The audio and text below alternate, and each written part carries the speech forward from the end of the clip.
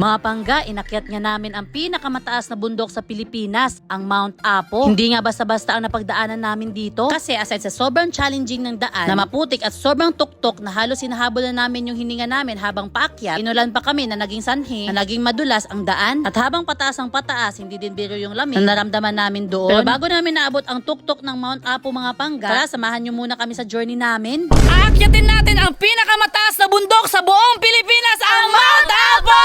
Let's go!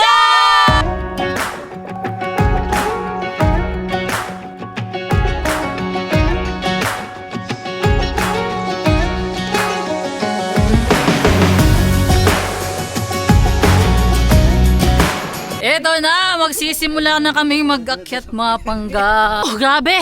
Simula pa lang mga pangga, ramdam ko na yung lamig dito sa Bansalan, papuntang Mount Apo. Sabi naman talaga yung daan dito mga pangga. Oh, paano ba to? Alon tayo, pero extra ingat lang.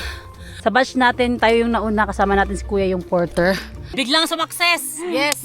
Kasi sabi ni Kuya, dun daw sa una lang yung paakyat sobra, pero dito daw, patag na, patagilid.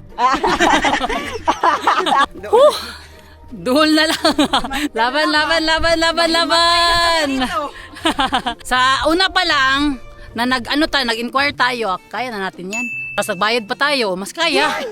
Tapos inakyat pa natin, mas kaya. 3 hours pa daw yung lalakarin natin. Isang sipa lang ng kabayo, tulog na daw. Sabi, ang ganda ng forest dito mga pangga. Oh. Tignan nyo yung mga puno dito mga pangga, napapalibutan ng mga dahon na oh. Sobrang ganda dito, tignan nyo naman oh. Wow, grabe. Hindi po tayo nakakarating pero parang maiyak na ko, sobrang ganda dito. Di ba? Grabe mga pangga, tignan nyo yung nasa likod namin. Grabe. Ganda. Ganda. Uy. May bantay tayo. Oh my goodness, nabutan tayo ng ulan mga pangga. Buti na lang may masilungan tayo dito. Hello. Good morning. Baho. Ito na. Halika. Amuin mo. Nahimatay sa sobrang baho. Nataga. Lolo. Au. Nice sound effects.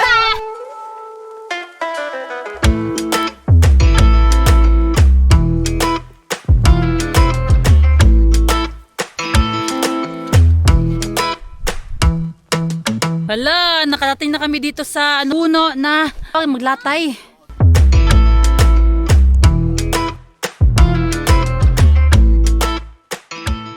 Grabe, tignan nyo naman yung napakalaking kahoy. Hala, dito tayo tatawid ngayon mga pangga. Itong kahoy na to. Ayun o, sobrang laki. Sobrang lalim ng huhulugan mo kapag nahulog ka dyan.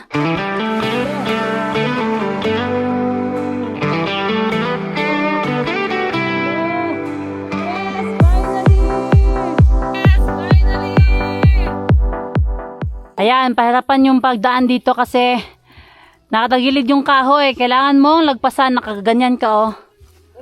Ayan. Next, ako na naman. Oh my goodness. Mamay! Iniwan mo ko. Ala. Kayang-kaya. Parang basic lang naman ka, Normie. Kaya iniwan ko kasi alam ko kaya mo. Mukha mo. Naiwan yung pagkain natin, pang lunch natin kasi dala-dala ng porter. Buti na lang, yung organizer natin, may binigay na pagkain. Grabe naman yan! Bang masiguro nyo ang gusto nila eh. Hati lang kami ni Jenny dito. Eh, gagmay lang may migkaon. Lunch time na, kain tayo. Karne.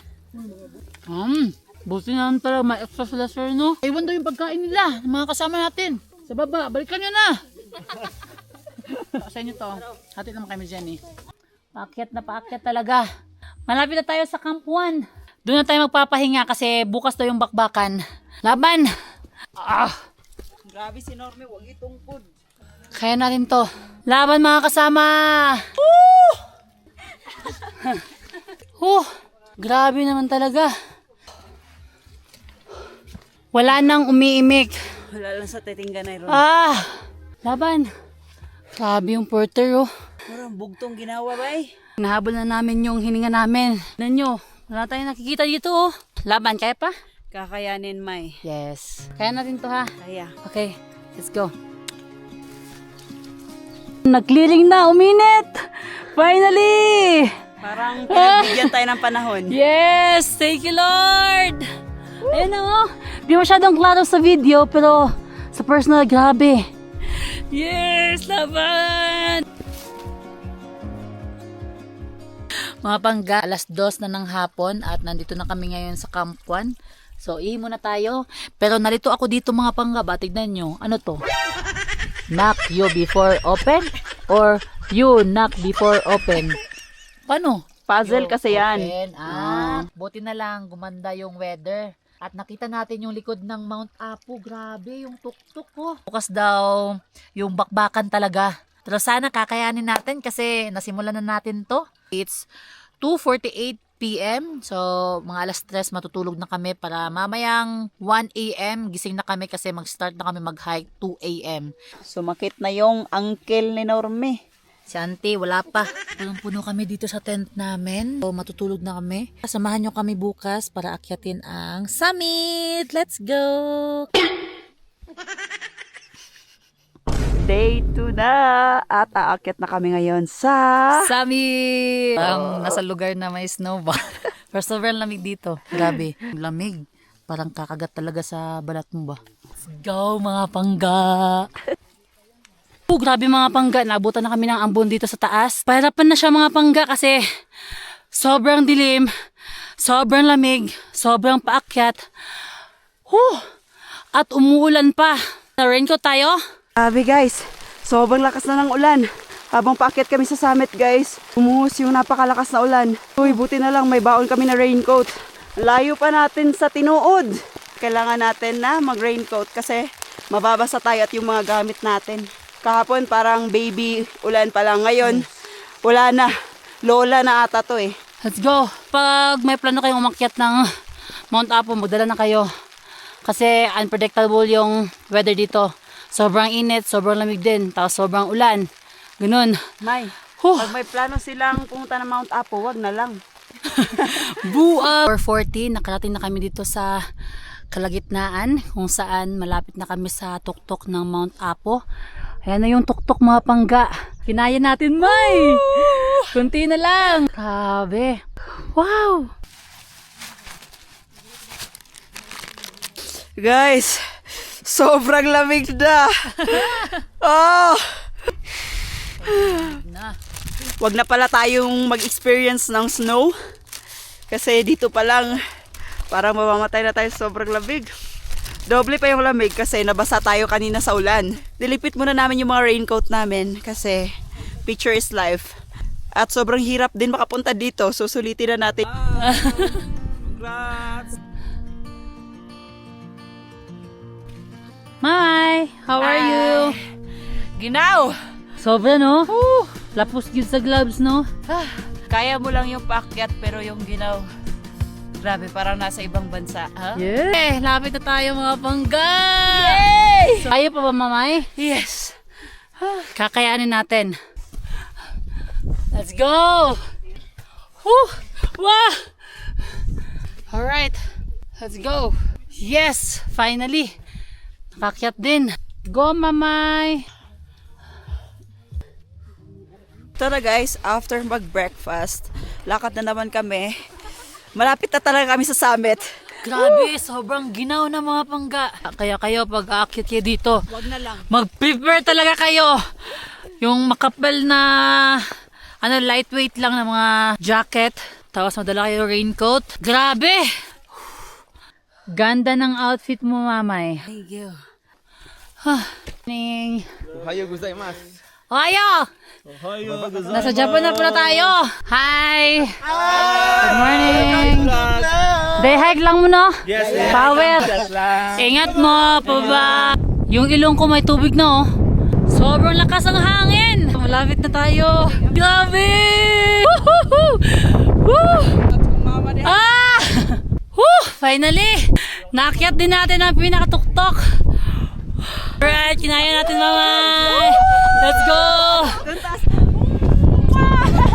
Halo-halo na nga yung emosyon na naramdaman namin na nakarating kami sa summit mga pangga. Ramdam talaga namin yung pagod pero at the same time sobrang saya kasi sa wakas yung pangarap namin na makaakyat dito ay natupad na. Grabe, hindi pa rin kami makapaniwala mga pangga na nakayanan namin to. Habang napipicture na kami mga pangga, bigla na lang umiyak si Inday Jenny sa sobrang saya. Sobrang tagal na kasi namin talagang gustong umakyat dito mga pangga. Kaya pagdating dito mga pangga, naging emotional talaga kami. At dahil nandito na nga kami sa tuktok, hindi na namin pinalagpas yung pagkakataon na mapuntahan yung ibang peak dito sa Mount Apo. Para sulit talaga yung pagpunta natin dito. Pagkatapos nga namin ma-feel yung moment na nandito kami sa Mother Peak mga pangga, nag-picture-picture at nag-video-video muna kami parang memories. Pagkatapos dito mga pangga, bumaba na kaagad kami para puntahan yung ibang peak dito sa Mount Apo. Medyo may kalayuan nga yung mga peak dito mga pangga. Pero kahit ganun, pinuntahan talaga namin. Yung next nga na pinuntahan namin dito ay yung Kidapawan Peak. Pagkatapos naman mga pangga, yung Digos Peak naman. So sa isang araw mga pangga, 3 peak yung napuntahan namin dito sa Mount Apo. Grabe 'di ba? Pero alam nyo mga pangga, para sa amin, napakalaking achievement na talaga to sa buhay namin. Kasi mga pangga, hindi lahat ng tao kakayanin umakyat dito. At hindi din lahat mabigyan ng pagkakataon. Kaya maraming salamat Lord sa lakas na binigay mo sa amin, sa guidance, sa opportunity at sa blessings. Pagkatapos nga namin mapuntahan yung 3 peak mga pangga, bumaba na kaagad kami para mapuntahan kaagad yung Camp 1 kung saan doon kami magpapalipas ng gabi. Pero bago kami makarating doon mga pangga, madami pa kaming pagsubok na madadaanan dito. Kasi kung nahirapan kami pag-akyat dito mga pangga, mas lalong-lalo na pababa dito. Kaya after namin sa summit mga pangga, doon maanak kaagad kami dito sa crater. Dito na nga kami napahinga saglit mga pangga. Kasi pagkatapos dito, yung next madadaanan natin is yung boulders. Para sa akin mga pangga, yun yung pinakamahirap na dadaanan natin. Aside kasi sa sobrang lalaki ng mga bato dito na nakakasugat, mahirapan ka din sa paghinga kasi sobrang lamig at sobrang baho ng sulfur. Kaya kailangan talaga natin ng mask dito. Pero kapag nag-mask ka na pangga, mahirapan ka na din huminga. Kaya malilito ka na lang talaga kung ano yung gagawin mo. Mag-mask na hindi mo maamoy yung sulfur pero mahirapan kang huminga. Or hindi mag-mask na maamoy mo yung sulfur pero mahirapan ka pa rin huminga dahil mabaho yung sulfur. O diba, ikaw na lang mag-igo pangga. Kaya kayo mga pangga, pag may plano kayong umakyat dito sa Mount Apo, kailangan nyo talagang paghandaan. Kasi hindi talaga basta-basta makaakyat dito. Kailangan talaga emotionally, mentally at physically prepared ka talaga dapat dito. Grabe yung dinaanan namin, oh.